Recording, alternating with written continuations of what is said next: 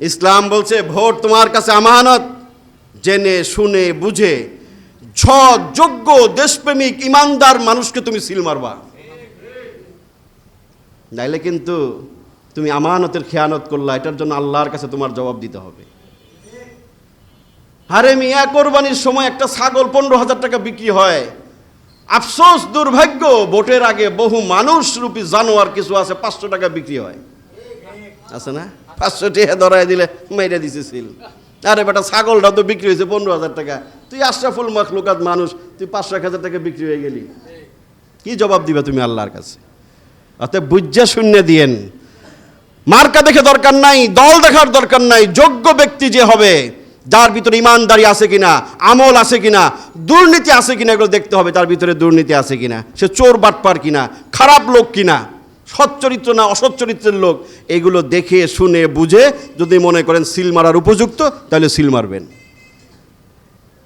যোগ্য লোক না পাইলে দরকার নাই। হ্যাঁ, ভোট দায়িত্ব, আমানত, এবং এটা আপনার আমার জন্য নাগরিক দায়িত্ব।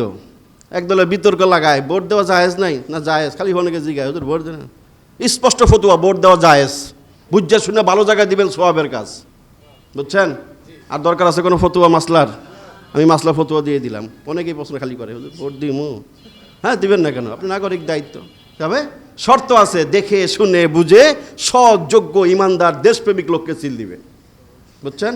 ফতুয়া ক্লিয়ার? ভোট দিবেন, ভোট দেওয়া জায়েজ, না জায়েজের কিছু নেই।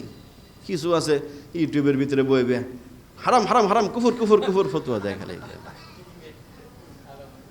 আরে মিয়া, মন্দের ভালো তো, তুমি এখানে কিছু বলবা না, দিবা না, চুপ করে বয়ে থাকবা, ঘরের ভিতরে তসবি টিপবা, ওদিকে চোর বাটপার লুটেরা তোমার মাতৃভূমি দখল করে নিয়ে চাষ করে ফেলাইব, যেটার জুলুমের ভাগ তোমার উপরেও আসবে। জাতি হিসেবে ভোগ করতে হবে না? অসৎ নেতৃত্বের কুপ্রভাব ভোগ করতে হবে না আপনার আমাকে? কেন আপনি এখানে চুপ করে বসে থাকবেন? আপনি আপনার ইমানি দায়িত্ব পালন করবেন। আল্লাহ আমাদেরকে বুঝার তৌফিক দান করেন। তাহলে আমানত বলতেছিলাম, আজকের সাবজেক্ট টপিক হচ্ছে আমানত। এত গুরুত্বপূর্ণ, দেখেন খাইবারের যুদ্ধে আল্লাহ রাসূল সাল্লাল্লাহু আলাইহি সাল্লাম, যুদ্ধ চলতেছে, খাইবার ওই ইহুদি অধ্যুষিত একটা এলাকা। আল্লাহ রাসূল সাল্লাল্লাহু আলাইহি সাল্লাম সাহাবীদেরকে নিয়ে এটাকে বয়কট করছে, চতুর্দিক থেকে ঘেরাও করছে খাইবার ওই এলাকাটাকে, শহরটাকে। ইহুদিরা দুর্গ থেকে বের হতে পারে না, শহর থেকে। কিছুদিন যাওয়ার পরে এক রাখাল, আসওয়াদ তার নাম, হাদিসের মাঝে আসছে, সে ইহুদি এক মনিবের চড়ায়, রাখাল গরু ছাগল চড়ায়। সে কয় আমি একটু বাইরে যাই গরু ছাগল নিয়ে, একটু চড়ায় নিয়ে আসি, আমার কি আর মারবো ধরবো, আমি রাখাল মানুষ, শ্রমিক মানুষ, যাই একটু বাইরে। এক ইহুদি মালিকের কিছু গরু ছাগল উট বকরি নিয়ে সে শহরের বাহিরে আসছে, যে বাহিরে রাসূল সহ সাহাবীরা চতুর্দিকে বেষ্টন করে আসছে। আসার পরে মুসলমানদেরকে জিগায়, তোমাদের বাদশাকে? মুসলমান বলছে, আমাদের বাদশা টাচ্ছা নাই, আমাদের নবী আছেন মুহাম্মদুর রাসূলুল্লাহ সাল্লাল্লাহু আলাইহি সাল্লাম। ওনার প্রাসাদ কই? প্রাসাদ নাসাদ নাই, কোনো খেজুর গাছের নিচে উনি আছেন হয়তো। কেন আমাকে একটু নিয়ে চলেন। গেছে, উনি কি আমাদের সাথে কথা বলবে? হ্যাঁ বলবে, উনি সবার সাথেই কথা বলে, সমস্যা নেই, আসেন। যাওয়ার পরে রাসূলকে জিজ্ঞাসা করছে, আপনি কী নিয়ে আসছেন? আমি কালিমার দাওয়াত নিয়ে আসছি, তাওহীদের দাওয়াত নিয়ে আসছি। রাসূল তাকে শুনাইলেন, এটা যদি আমি গ্রহণ করি কি উপকার? দুনিয়া আখিরাতে তোমার কল্যাণ হবে, পরকালে আল্লাহ পাক তোমাকে জান্নাত দান করবে। তাহলে উনি চিন্তা করলেন যে আমি যদি ইসলাম গ্রহণ করি, মুসলমান কি আমাকে গ্রহণ করবে? আমি তো একজন কালো, আমি একজন হতদরিদ্র শ্রমিক মানুষ, কৃতদাস মানুষ, তা আমাকে গ্রহণ করবে? রাসূল বলেছেন, আমাদের মাঝে ইসলামে কোনো ভেদাভেদ নাই, আমির ফকিরের মাঝে কোনো পার্থক্য নাই, তুমি ঈমান আনার সাথে সাথে তুমি আমাদের ভাই, তোমাকে সবাই তোমাকে বুকে জড়ায় নিবে। উনি উদ্বুদ্ধ হলেন, তিনি সাথে সাথে কালিমা পড়ে মুসলমান হয়ে গেলেন। এখন রাসূলকে জিজ্ঞাসা করেন, আমার করণীয় কি? রাসূল বলছেন, তোমার প্রথম করণীয়, তোমার কাছে যে উট গরু ছাগল বকরিগুলো আছে, এগুলোর মালিক তো তুমি না, এগুলো তোমার কাছে আমানত হিসাবে দেওয়া হয়েছে চড়ানোর জন্য। প্রথম দায়িত্ব, তুমি এগুলো যে তোমার মনিবের কাছে ফেরত দাও। যুদ্ধের সময় প্রতিপক্ষকে ঘায়েল করার জন্য তাদেরকে হত্যা করা যেমন জায়েজ হয়, তাদের সম্পদ নিয়ে যাওয়া সেটাও কি জায়েজ? জায়েজ না? যুদ্ধের সময় প্রতিপক্ষকে দুর্বল করার জন্য সম্পদ নিয়ে নেওয়া, এটাও জায়েজ ছিল, কিন্তু রাসূল বলছেন না, আমানত, তুমি যাই ফেরত দাও। সে বলছে, আমি ভিতরে ঢুকলে ফিরতে দিবে না। বলছে, ভিতরে ঢুকো আর না ঢুকো, তোমাকে আমানত ফেরত দিতেই হবে তোমার মনিবের কাছে। ওই দুর্গের ফটকে যায়া গরু ছাগলগুলো তাড়ায় দিছে ভিতরের দিকে, যা তোরা যা তোকে মনিবের কাছে, ওগুলাকে ফেরত দিয়ে আসে, আবার রাসূলের কাছে ফিরে আসছে। দেখেন আমানতের হেফাজতের দায়িত্ব কতটুকু রাসূলের কাছে। অমুসলিম ইহুদি শত্রু যার আমানতগুলো গ্রাস করা জায়েজ ছিল, রাসূল সেটা করেন নাই।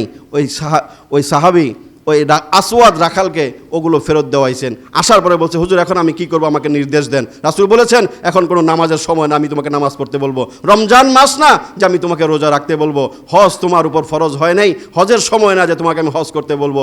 যাকাত দেওয়ার মতো সামর্থ্য টাকা পয়সা তোমার কাছে নাই, যাকাতের বিধানও তোমার উপর এখন নাই।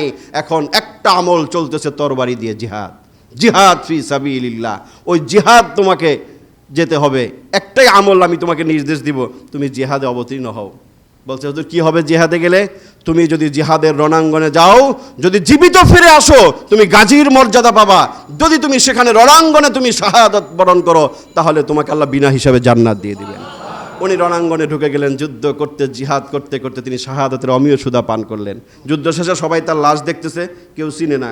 নতুন এই বেটা কেডা আমাদের মাঝে পড়ে রয়েছে, এই লাশের মালিক কে? কোনো ওয়ারিসিন নাই, কেউ নেই। সবাই বলতেছে এই লোকটা কার? রাসূল সেখানে যেয়ে দেখেন জটলা। বলছে, তোমরা কি করো? কয় যে হুজুর একটা লোক মারা গেছে, আমরা তো কেউ চিনি না, কোথা থেকে আসলো, কে তার ওয়ারিস, কোনো দাবি দেওয়া নাই।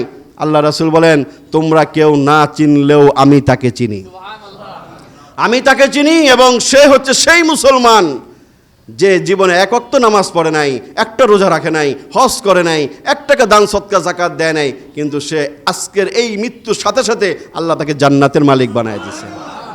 বেদায়া নিহায়া কিতাবের ভিতরে ঘটনাটা এসেছে। আমানতের গুরুত্ব, আমানত যদি আদায় করতে চায় আল্লাহ তাকে সেই ব্যবস্থা করে দেয়, কিন্তু সে মানসিকতা থাকতে হবে। রাসূল সাল্লাল্লাহু আলাইহি ওয়াসাল্লাম, কেউ যদি আমানত নেওয়ার পরে, ঋণ নেওয়ার পরে সেটা যদি পরিশোধ না করতো, রাসূল তার জানাজা পড়তেন না, জানাজা পড়তেন না। অনেক সাহাবী রাসূল ইন্তেকাল করলেই জিজ্ঞাসা করতেন, এর কাছে কেউ পাওনা আছে, কেউ ঋণী আছে কিনা, তার ঋণ আছে কিনা। থাকলে রাসূল বলতেন, আমি জানাজা পড়বো না, তোমরা পড়ে নাও। একজন সাহাবী মারা গেছে, আল্লাহ রাসূল জিজ্ঞাসা করছে, ঋণ আছে? কয়েছে 3 দিনার ঋণ আছে। পরিশোধ করে নাই কেন? পরিশোধ করো।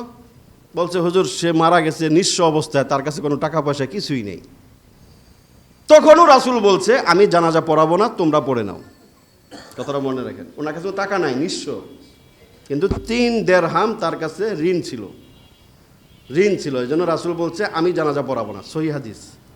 অন্যদেরকে বলছে, তোমরা পড়ায় নাও। এই যে আমরা মানুষের কাছে ঋণ রেখে, ব্যাংকের টাকা নিয়ে বিভিন্নভাবে যে আমরা লেনদেন বাকি রেখে মারা যাচ্ছি, চিন্তা করেন রাসূল আপনার জানাজা পড়তো না।